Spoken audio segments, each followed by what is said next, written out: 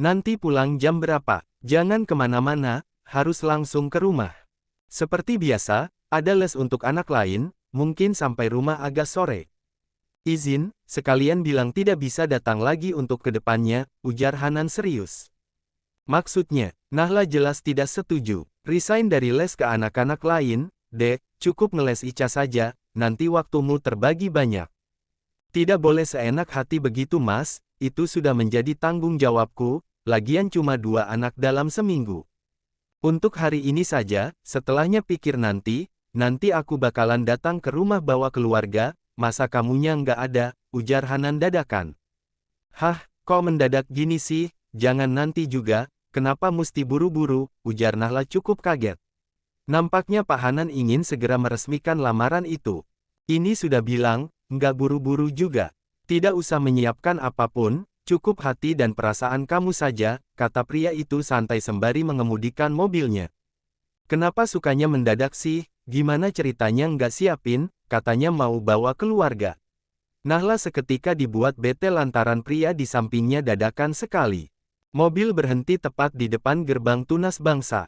Kalau bisa izin saja pulang lebih awal, jangan banyak pikiran, ini untukmu, ujar pria itu masih sempat-sempatnya tersenyum kalem. Menyodorkan sebuah paper bag yang isinya sebuah brokat cantik untuk acara malam nanti. Senada dengan pakaian yang akan dikenakan dirinya. Apa ini? Tanya Nahla menerima dari tangannya. Buka saja, selamat mengajar calon istri, pamit pria itu setelah menurunkan Nahla sembari menyisakan senyuman. Perempuan itu dibuat bingung dengan tingkahnya yang serba ingin cepat. Buru-buru Nahla menghubungi orang rumah agar mempersiapkan segala sesuatunya karena nanti akan ada tamu. Apanduk, kok dadakan begitu? Berarti ini ibu harus masak banyak begitu. Sahut Bu Kokom dari seberang telepon cukup kaget. Iya Bu, maaf, Nahla juga baru dikabari Mas Hanan gitu, ibu ada uangnya tidak? Ada Nduk, bukan itu, tapi perlu persiapan ini, sahut ibu ikut rempong juga.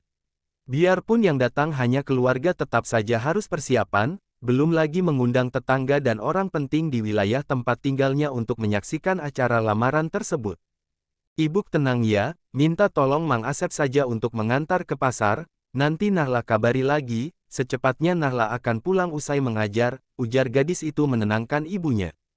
Panggilan ditutup, perempuan itu langsung masuk dengan perasaan yang sebenarnya sedikit tidak tenang juga. Pagi Bu Nahla, tanya seorang murid menyapanya. Pagi, jawab Nahla berjalan cepat setelah mengangguk ramah. Beberapa orang di antaranya memperhatikan paper bag yang dibawa Nahla, termasuk guru dan staf yang ada di ruangan. Apakah kali ini penampilannya cukup aneh? Bawa apa, Bu? Tanya Bu Siska paling kepo. Oh, ini titipan, jawab Nahla mengamankan. Tidak boleh ada yang tahu isinya, dirinya saja baru mengintip belum melihat sepenuhnya. Tetapi dari warnanya yang soft pink itu jelas menarik dipandang mata. Sebenarnya Nahla sudah kepikiran di rumah, tetapi ia harus fokus mengajar sampai jam terakhir nanti.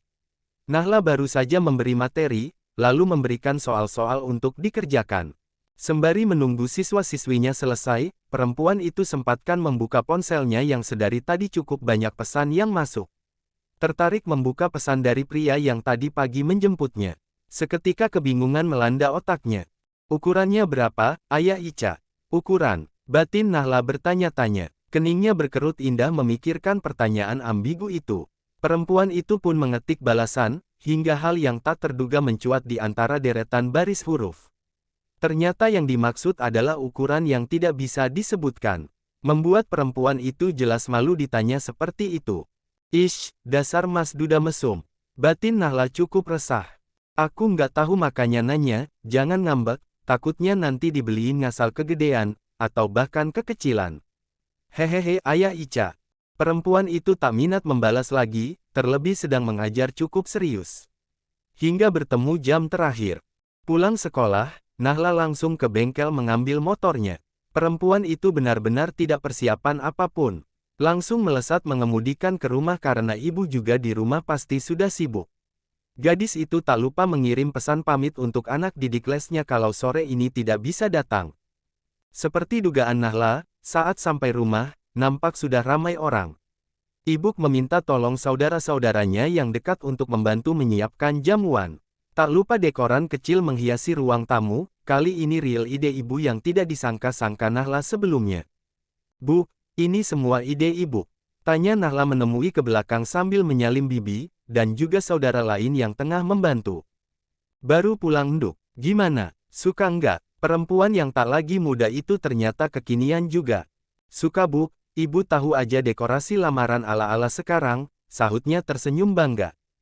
Sudah, nggak usah ikut sibuk di sini, udah banyak yang bantuin, sekarang mandi terus dandan saja, ujar ibu memberi ruang. Perempuan itu juga memanggil Mua untuk make over putrinya. Senyum Nahla makin lebar saja, biarpun dadakan, perempuan yang telah melahirkan dirinya ke dunia itu cukup cekatan mengatur semuanya. Bahkan hingga dekorasi ruangan pun disulap sedemikian rupa sesuai warna kesukaan Nahla. Nahla membuka brokat yang tadi diberikan Hanan. Perempuan itu siap memakainya malam ini juga. Masya Allah, cantik banget, gumam perempuan itu menjabarkan di depannya. Alhamdulillah begitu pas dan nyaman di tubuh Nahla, suasana di rumah Pak Hanan cukup ramai karena siang ini kedatangan saudaranya dari luar kota. Hanan meminta waktu kakak satu-satunya untuk datang menemani acara lamaran kali ini. Selamat datang Kak, Mas Abi. Sapa Hanan lega dan bahagia mendapati kakak dan suaminya sampai di kediamannya. Suara salam menggema ke seluruh ruangan. Pria 35 tahun itu mencium takzim tangannya, lalu memeluk kakaknya dengan sayang. Terima kasih Kak, sudah datang, Ruby nggak ikut. Tanya Hanan mencari-cari keponakannya itu. Sudah berangkat kemarin dia, padahal lagi libur, besok saja pas acara nikahan kamu, jawab Ajeng sembari menaruh oleh-oleh di tangannya. Sudah beli cincin dan barang lainnya? Tanya Ajeng memastikan. Sudah, pesan dari kemarin sih, alhamdulillah semua sudah beres. Selamat Om, akhirnya Otu nikah juga, Banyu pikir mau keduluan Banyu ini. Hehehe, kecil-kecil pandai berseloroh juga. Wah, jangan dong, masa kamu duluan, kasihan nanti Om keburu tua. Bude, seru Ica kegirangan mendapati Bude Ajeng dan keluarganya menyambangi rumahnya. Halo sayang, Ica cantik sekali, udah siap nih kayaknya jemput mama baru ke sini. Gadis kecil itu langsung berhambur ke pelukan budenya. Iya dong, Miss Nahla sebentar lagi mau dibawa papa ke sini, hihihi. Gadis kecil itu terlihat bahagia. Ica adalah alasan utama pria itu begitu tenang dan siap sekali memilih Nahla. Selain dia menerima dirinya, Nahla juga sangat dekat dengan Ica dan juga menyayanginya. Hal yang Hanan tunggu dari semenjak awal, ketika dekat dengan seseorang, harus juga menyukai anaknya, karena mereka satu paket dan tidak bisa dipisahkan. Ajeng selaku kakak juga sering sekali menasihati itu. Mungkin bagi Hanan akan sangat mudah menunjuk perempuan manapun yang ia mau untuk menjadi pendamping hidupnya.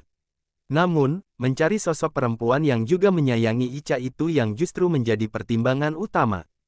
Nanti ini yang datang siapa aja Han? Tanya Ajeng sembari memperhatikan seserahan yang berjejer rapi siap diterbangkan. Kita, sama beberapa orang aku Kak, ada satu teman aku dan keluarga dari almarhum papa. Ya bagus dikabari, jadi nanti bisa menyaksikan kamu bahagia, ujar Ajeng merasa lega. Mengingat dirinya jauh jadi tidak bisa langsung datang saat set datang begitu saja. Beruntung Mas Abi ada waktunya, jadi pas banget bisa menemaninya. Iya Kak, harus, tapi kali ini yang kebetulan dekat aja, mungkin nanti pas nikah baru aku undang semuanya, ujar Hanan sesuai rencana. Suasana makin sore makin deg-degan. Tak jauh berbeda dengan rumah Hanan yang ramai menyiapkan seserahan. Di kediaman Pak Subagio juga nampak ramai saudara dekat Nahla pada berkumpul di rumah. Paman, Bibi, Bude, Pak De, yang kebetulan rumahnya dekat Bu Kokom kabari.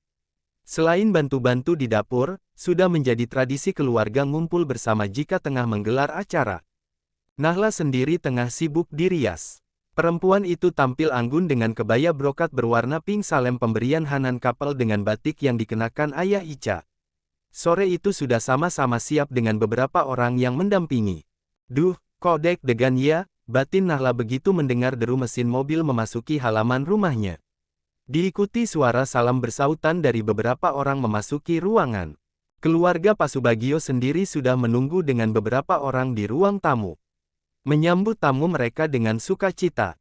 Terlihat Ica yang masuk ke kediaman itu langsung mencari-cari sosok yang akan menjadi calon ibunya. "Pak, Miss Nahla mana? Kok nggak ada? Bisik bocah kecil itu celingukan. Ada sayang, ada di dalam. Ica duduk manis, acara akan dimulai, ujarnya serius. Perwakilan dari Hanan dibawakan secara khusus yang dituakan sekaligus menyampaikan maksud dan kedatangannya berkunjung, yaitu Pak Abimanyu Prayogo selaku kakak ipar Hanan sendiri. Niat baik itu disampaikan di depan keluarga besar calon mempelai putri dan keluarga. Disambut baik oleh pihak keluarga Pak Subagio dan keluarga besar.